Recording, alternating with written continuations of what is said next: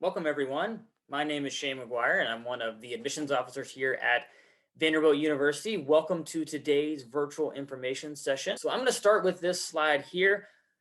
Take a second, read through this, but there's a couple things that I really want to highlight on this slide. And the first is the personal attention. Every single one of you has an admissions counselor who is working alongside you in this process. We divide up the entire country, the entire world, so that you have someone who is a resource for you as you go through this process.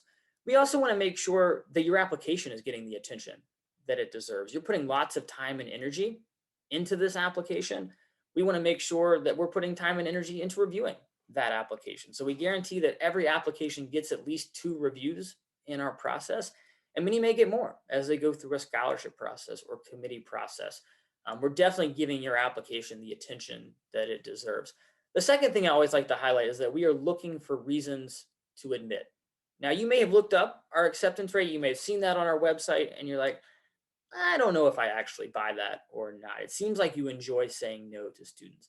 That is not at all how we approach your application. We are always looking for every single reason why you should be part of our campus, why you should be part of our community. We approach your application through this lens of positive advocacy. So the best way to help us advocate for you in this process is to advocate for yourself. And I want to sort of talk through the different ways of the application in which you could do that. So we practice holistic admissions. I know as you continue to go through this process, you're going to hear holistic admissions used a lot. It's one of those probably overused terms in admissions, but everyone that practices holistic admissions may put different emphasis on different things. So I do just want to break these down for you just a little bit. And I'll start with this academic achievement. You'll notice it says academic achievement and not GPA because there is more to you than just that number. We want to essentially contextualize that number. We want to unpack that number. We want to look at what are the courses that you're taking? What are the progression of those courses throughout your high school career? What are trends that we might see in your GPA or in your grades? What is the rigor of your curriculum? And ultimately, what is the context of your high school and how do you fit into that context? We know every high school is different in terms of GPA scales. There are 4.0s and 5.0s and 11.0s and 100.0 scales and everything in between. Honestly, I think high schools may make up GPA scales just to mess with admissions, and that is totally fine. We want to understand you in that context. We also know curriculum offerings may look different. You may have APs or honors or IB, dual enrollment, national curriculum. You may have none of those designations at your high school, and that is totally fine. We want to understand the context of what's going on at your school, and then ultimately we are looking to see that you are taking advantage of opportunities. You are finding ways to challenge yourself, to push yourself outside your comfort zone. That is really what we're looking at. You're just making the most of the opportunities available to you. The second thing here, standardized test scores. And you'll notice it says if submitted. As many schools did during the pandemic, we made the move to being test optional. Probably the one question that I have answered the most over the past year is, but are you truly optional? Yes, it really is optional. We would not put it out there on our website that we are optional if it was actually secretly recommended or required. We would put recommended or required. It truly is optional. And we have worked very, very hard to figure out the best way to review applications to make sure that if a student submits a test score or they don't submit a test score, there is no advantage or disadvantage one way or the other. And we worked very, very hard to make sure that happens. I think the way that our class has shaped out this year, that happened. We had students that submitted test scores, didn't submit test scores, that ended up getting admitted. There's so many great students out there in both categories. There really is no advantage or disadvantage to that. If you choose to submit a test score, we're going to look at it. And if you choose to submit an SAT or ACT, we will always take the highest that you send us. We super score both of those tests, but we're always going to take that highest super score and focus on that. You may also be wondering about secondary tests, maybe SAT2s, AP, IB tests. Those have always been optional for us. They continue to be optional for us. Again, not something you have to take just for Vanderbilt, not something you have to submit, even if you have those. If you feel like they add something to your application or you did really well on one of those and you want to report that, go for it. At the same time, if you took one, you didn't have a great test day, you don't want to report those, totally fine, truly optional. So any tests when it comes to Vanderbilt are optional. We are test optional. We are going to continue being test optional for at least this next coming class, fall 2022, and it may end up changing more down the road. But as of right now, we will be test optional for fall 2022 applicants. So these kind of first two things are very sort of academic focused and are really sort of the foundation of that application. But we have a lot of students that are academically talented that could come here, could knock it out of the park in the classroom. So we're going to be unpacking the other parts of your application. I'm going to go in a slightly different order here, because one of the first things I look at is, what are you doing outside the classroom? What are you passionate about? What are you interested in?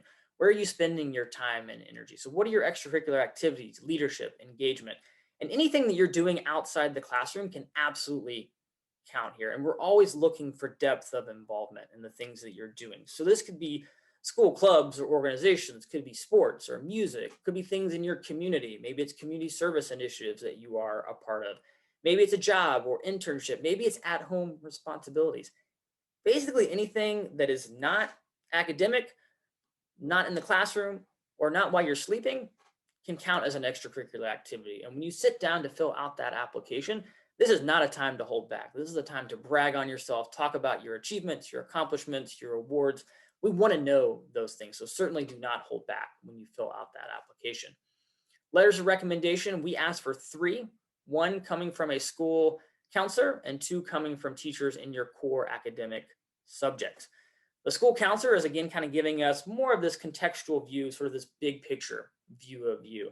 And the teachers are going to give us a little bit more of a up close view of you and kind of what it's like for you in the classroom, the type of student that you are. They're going to be able to tell us if you're maybe the discussion leader, or maybe you're a little bit quieter in group discussions, but once you're on a team or in small group work, you're a leader there. You're putting in all the work there. Maybe you're a fantastic writer and you write these amazing essays. Maybe you're more of a hands-on learner. You're a great student in the lab. They're going to be able to kind of give us a sense of the type of student you are and also your character, your personality. So as you're thinking about the teachers who you get to pick in this process, think about the ones that really do know you, that can speak to that character, can speak to that personality, because that's really what we're trying to learn from these letters of recommendation.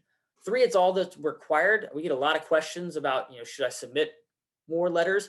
You certainly do not need to do that. I promise the 3 is all that we need. But if you get to the end of that process of filling out the application and you're like, I feel like there's this extra voice that would add something to my application, you are more than welcome to do that. Please do not get carried away with the number of recommendations you send. I promise more is not better. Think about the quality of those. And again, I promise the 3 is all that we really need. And then last but not least, you have the personal essay. I saved this for the end because I know this is your favorite part of the application to do, right? Maybe not. It really is our favorite part of the application to read. It's a chance to hear from you directly, to learn about your personality, your story, a glimpse into who you are. And I say glimpse because it's only 650 words. You cannot tell us your whole life story in that amount of time. We certainly do not expect you to do that. We're just hoping to learn a little bit about who you are as a person. So keep it focused, have fun with it, be authentic to who you are. I think there's a lot of pressure in this process for you to try to be something you're not. Be who you are. Be authentic as you write this essay and keep it focused. Have fun with it. Hopefully it'll be more fun than you think as you go through this process. A little bit about our profile when it comes to Vanderbilt, and these are last year's numbers. This is for fall 2020. I'll update you a little bit with numbers for this year. About 36,646 applications last year, for an admit rate of 11.6%, a little bit bigger incoming class there. This past year, this year's class, a little over 47,000 applications. And we expect that admit rate will likely be maybe somewhere between 7 and 8% there for an incoming class of closer to 1,600 students. That is typically the size of our incoming class. Last year's class was a little bit bigger given sort of the pandemic, given the fact that we had some virtual learners as well last year. And then you saw those middle 50%. Again, that was back when we required the test score. This is our sort of first year with it being optional. But I imagine that as those numbers kind of fill out for this cycle, will be roughly sort of the same there. And that's the middle 50%. That is the middle chunk of our student population. So there's going to be scores higher than that, scores below that, but those are good ranges to think about. If you're thinking about submitting a test score or taking a test, those are good ranges to think about. When it comes to How do I apply to Vanderbilt? What are the dates and deadlines when it comes to that? So you have a couple early decision plans, as you see here. As you guys may know, early decision is binding.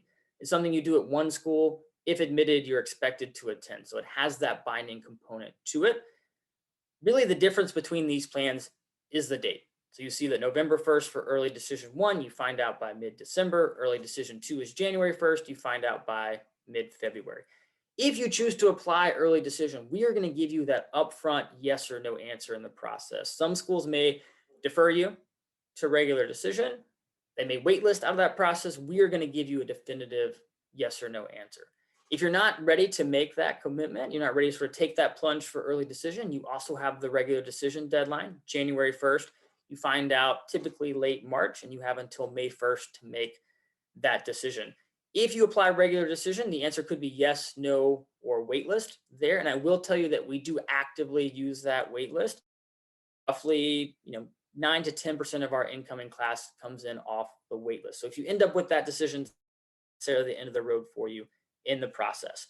We do fill a little over half our class in early decision. The acceptance rate's often closer to 20%. The other half is coming through regular decision. That acceptance rate is often maybe between 6 or 7%. That doesn't mean you necessarily have to do early decision, but I want to be as transparent with you as possible about sort of the breakdown of those processes. And then you also notice that merit scholarship deadline. As you go through the process, some schools are automatically, when you submit that admissions application, they're going to consider you for scholarships from that application. There's going to be other schools where you have to apply separately.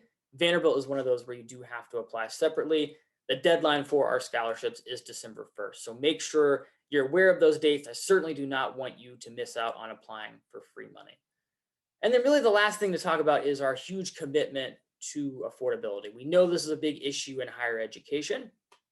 So we make 3 big commitments to every single student. The first is that we are need blind. You notice when I talked about the admissions process, I didn't mention anything about money, assets, income, anything like that. That's what need blind means.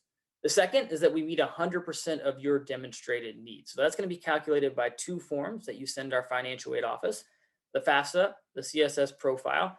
They're going to calculate your estimated family contribution, or EFC, which is essentially what they say that you and your family can contribute to your education every single year. They're going to take that number. They're going to take the total cost of attendance, which is tuition, fees, room, board, estimated costs for books, even thinking about transportation to and from campus. Truly that total cost, if there is a difference there, they're going to meet that 100%. And there are a lot of schools that meet 100% of your demonstrated need. It's this last one that makes us a little bit more unique. Only a dozen schools or so in the country meet 100% of your need with no loans. Any of the financial aid that you receive from Vanderbilt will come in the form of grants or grant scholarships there, or work study. It's about 97% grant aid, 3% work study, but it's all money that you never have to pay back when you graduate. So it's very, very easy when you see that sticker price to get sticker shock and to want to walk away. Honestly, wouldn't blame you for that. I encourage you to take the 15 or 20 minutes to fill out our net price calculator and just see how things work out. You may be very surprised to see that, wow, your sticker price is up here, but after potential financial aid, it's in a range that could work for our family. Maybe you go through the process with Vanderbilt. So definitely make sure to do that research. And that's not just for Vanderbilt, for any school that you're doing, make sure to play around with those net price calculators.